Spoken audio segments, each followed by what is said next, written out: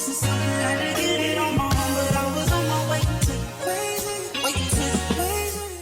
then Shem is actually chosen in it. So we're gonna get that done. I'm gonna show you about Ham. It's the definition of Ham. The youngest son of Noah, born probably about 96 years before the flood, and one of 8 persons to live through the flood. He became the progenitor of progenitor is the forefather.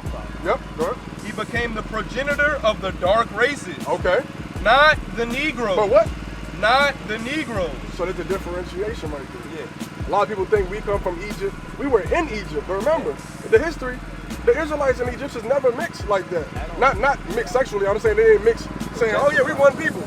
They used slaves. Gentrified culture. If the Egyptians and the Israelites were equal, and if we were the same people, what's the point of Moses being sent to free us? You see what I'm saying? We were in a slave estate in Egypt. The Egyptians ruled over us with rigor. Yeah. Same way the white man ruled over us in rigor when we came here in slavery. Same thing, but we don't say we the white man though. But we say we the Egyptian though. Some of That's us. the same claim. Some of us. It's the same foolishness though. Some of us. That would be the If you actually look up the word Egypt, if you actually look up the word Egypt in the dictionary, the root word is Grecian. Greek. It is. It means restriction and bondage, yeah. That's a gentrified culture. That means Rome and the Greeks came over and gentrified the people 100%, that were but that's there. what we try to show you. That's not true. Yeah. That's not true. You're the Israelites. So we got, it said, he's the forefather of the dark races, but not the Negroes. Right. Now get the Bible real quick. There's 2 scriptures for you. Yeah. Get Exodus 11 and 7. This is a statement made when we were in Egypt. If you had the book of Mayat and then you knew me Elisha up here too, but no, but we don't read from that though. Elisha's like that's the stone tablet. You would never be able to access. You said the Egyptian culture is a gentrified culture, but now you're referencing the book of Mayat. Talking about the 42 negative confessions of Mayat. That's what you're talking about. We do our research. We know these books. That's garbage though. That's not real. That's not legit. No, that's I'm telling you straight. That's not legit. Where did it come from? Where did it come from? Yeah, you know where that came from? Where? Do you know who translated the hieroglyphs in Egypt? You know about all this stuff? The Rosetta Stone? You know that's Esau, the so-called white man today. You know that, right? Yeah. Like you said out your own mouth, it's a gentrified culture.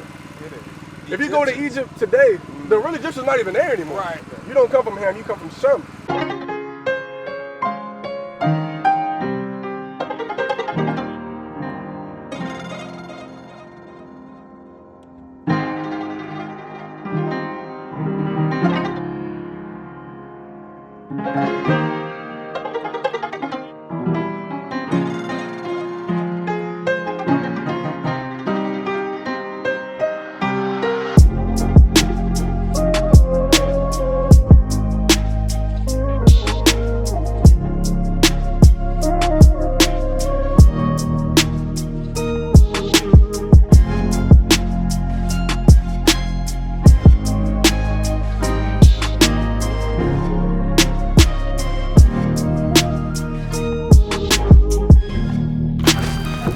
What color do you think Jesus Christ is? White. Oh, don't leave yet. Don't leave yet. I say he one of us. He black. I think black too. You think black too? Black? What color you think? A little lighter than me. Black. Why you say that? I don't know. I don't know. Because from what I read, the color that they said, and I looked it up, and it said that it's not brown, so I consider myself brown. You agree the Bible's where we should get the image of Christ, right? Nope. Where you think we're supposed to get the image of Christ from? Our hearts. Our heart, but everybody's heart can be different. I could think he's purple. She could think he's Chinese. But there's only one Jesus though, so ain't no prerogative. It's facts and fiction. You know what I'm saying? I just keep it in 100. Like if I tell y'all right now, we got the actual scripture that could tell you what he looked like. Would y'all want to see it? Who wrote that book? Our people. Who's our people? Our people. The Israelites. Oh, okay. Yeah, that's us. Okay. I'm telling y'all, for real, y'all would really want to hear this because it looks similar to y'all. Even y'all hair texture, everything. Y'all got beautiful hair like that. It's in the Bible. Y'all want to hear it? You want to hear it, sis? Man, read the scripture. She want to hear it right here. What's your name, sis? Your Kim. name? Kim. Kim? Oh, my aunt's name is Kim. Okay, Kim, I'm Matai. We're going over the scriptures right now for Jesus Christ, all right? It's the book of Revelation, chapter 1, verse 14. His head and his hairs were white like wool. So the hair on his head was white and woolly. Look at the hair on y'all two head. Y'all are perfect examples of white woolly hair. You know the hair they call nappy today? You about to get 2 to the stomach and 1 to the chest. 2 to the stomach. You calling us old because our No! Jesus was only 33 years old. Oh. But it says white woolly hair. That's a beautiful thing. That means wisdom. That don't mean old. Ain't no 2 to the stomach. I'm on y'all team. Hold up now. Hey, I got a question. Who hurt y'all, man? I'm on y'all team. I'm on y'all team. Go ahead. As white as snow, and his eyes were as a flame of fire. So I'm not saying y'all old. I'm saying y'all got Christ-like features. Sorry. That's beauty. That's amazing. Go ahead. And his feet like unto fine brass. This is what you was talking about. What's your name? Rochelle. Rochelle, don't be mad at me, Rochelle. We on the same team here. You said Jesus was brown. You were right. Read that again. And his feet like unto fine brass. What color's brass? Like a brown. There you go, like a penny. Like a shiny brown. We put the shea butter on, we like a shiny brown. But watch this. You said you thought Christ was a little lighter than you, right? Watch this part. As if they burned in a furnace. But when John saw Christ's skin, he said his feet looked like they burned in a furnace. So what do you think that means? Dark. So Christ was dark skinned. Dark skin with white woolly hair. The same hair y'all got, dark features, he had a white beard. Was they talking about his feet though, or was they talking about his whole body? Well, Read again. Read again. no, read it again. So she asked, are you talking about his feet or his whole body? Read it. And his feet like unto fine brass, as if they burn in a furnace. Okay, so they talking about his feet. Now I got a question for you. Have you ever seen a white man with black feet? No, I didn't. I'm just saying, you're never going to because why? Your foot, this color, the skin on your foot matches the rest of your body. Like if you were to take your shoes and socks off and I looked at your foot, I could tell you were a black woman. Okay, but let's say you say it's lighter. It said his look like they burned in a furnace. So what that mean about the rest of them? He would be even darker than that. So you can't get around it. He's the dark black man. And look, I'm gonna get you one more. Daniel 10, because she asked, he's just talking about his feet. The Bible describes the rest of him too. You know you want. You see, you sat up in the chair. You want to hear this. This is good stuff right here. Seeing young black men doing what y'all do. Okay, I'm glad to hear that. All praises. Go ahead. This is the book of Daniel, chapter 10, verse 5. Then I lifted up mine eyes and looked, and behold, a certain man clothed in linen, whose loins were girded with fine gold of Uphaz. His body also was like the beryl. So this is Daniel seeing Christ. He's saying he has a body like the beryl, meaning his garment is green. Beryl is a green crystal, right? And his face as the appearance of lightning. Because the glory of God shined upon him, right?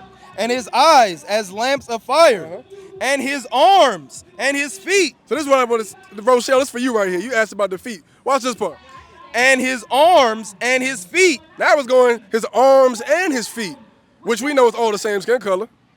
Like in color to polished brass. Polished or burnished brass is what color? Penny color. Brown. You right on point, Kim. So what color is Jesus Christ? Now that I know according to the scriptures. Brown, or what would they call us today? Black. Okay. Rochelle looking at me like I'm crazy. They call us black, right? So then my question now is, why do they have the white image of Christ in the Christian church? Ooh, that's a good question. I mean, I guess to portray him as something that he's not. I mean, Okay. that's what I feel. What do you think it does? So what I asked, I said, why do you think they have the white portrayal of Christ in the Christian church? You got to think about it. When we going in there, what do you think that does to us? When we see, we looking for God, we looking for Jesus. Somebody look like us. Hey, there you go. But then they give us somebody look like them. What is that doing? That's making us see them as superior. And we're beneath them, yes. There you go. So when we on the block and we see brothers that look like us, oh, he ain't nothing. But the white man, that's God. That's what they trying to do to you. Stay up. They're more superior than what we are, and hold them to a higher standard, and we're beneath them. Yeah, I get you. I got it. But that's really us. We the people of the book. Jesus Christ is our forefathers. Cursed shalt thou be in the city, and cursed shalt thou be in the field. So it say, cursed shall you be in the field. So when we think about the field, the cotton field, who was picking cotton? Was it a Jewish guy or was it us? What about the sugar cane? What about tobacco? Okay, so what about the workforce today? Is he the last hired, first fired, or is that us? Yeah, we the last hire and the first fire. So he don't fit none of those curses so far. So he's zero right now to us. Read. Cursed shall be thy basket and thy store. So your basket is going into what? Your savings account. They own banks. Do we own banks? We don't own no banks. Your store meaning your business. So when Kanye ran his mouth, he thought he owned his business.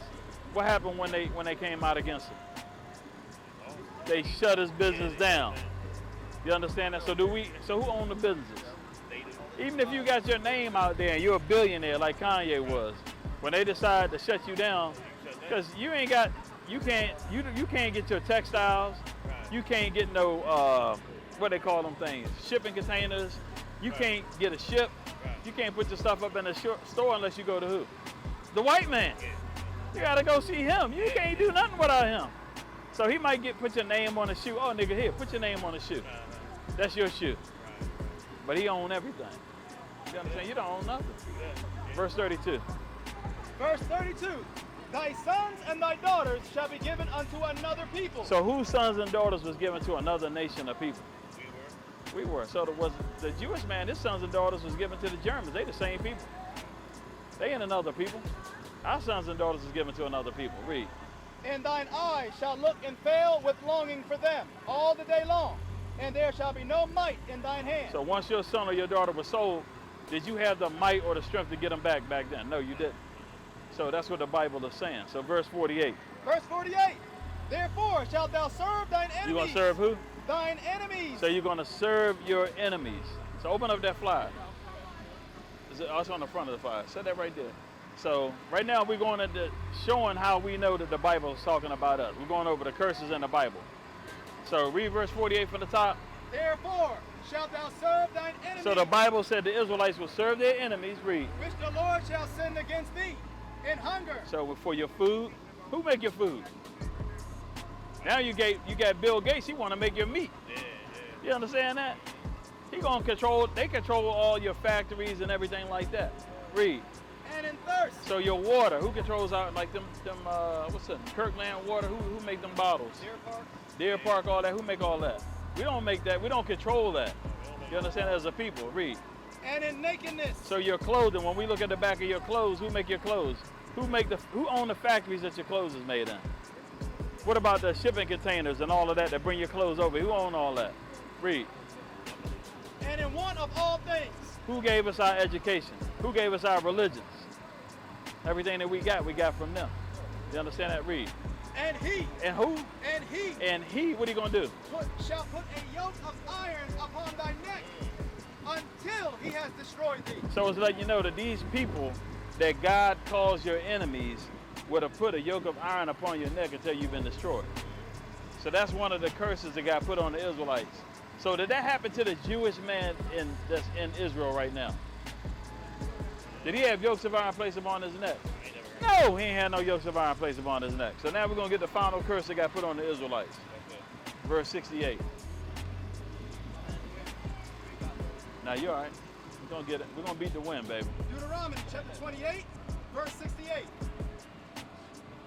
And the Lord shall bring thee into Egypt again. So God is going to bring us back into Egypt. Egypt is a Greek word that means bondage or slavery. You understand that? He's going to bring us back into slavery again. With ships. So the next time he told the Israelites, y'all just got out of slavery. The next time you go into slavery, you're going to go on ships. Read. By the way whereof I spake unto thee, thou shalt see it no more again. You won't see your homeland again. Read. And there. So once you got off the ship, what's going to happen? You shall be sold unto your enemies. You're going to be sold to who? Your enemies. So when we got off the ships, who were we sold to? I'm saying, the white people. So what does the Bible call them? Enemies. That's why you can't get no justice with them.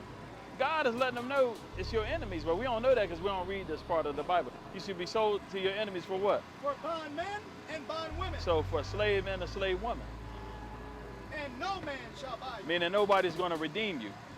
We used to scream black power while Heron was pushed. But at the end of the day, nothing's in vain. IUIC has been given a vision. The tents of Judah has risen. Many has attempted the mission. Minor murmuring, omitting, and missing the mark. Just reading that he had the flame of fire in his eyes gave us the spark. We on Paul's mission.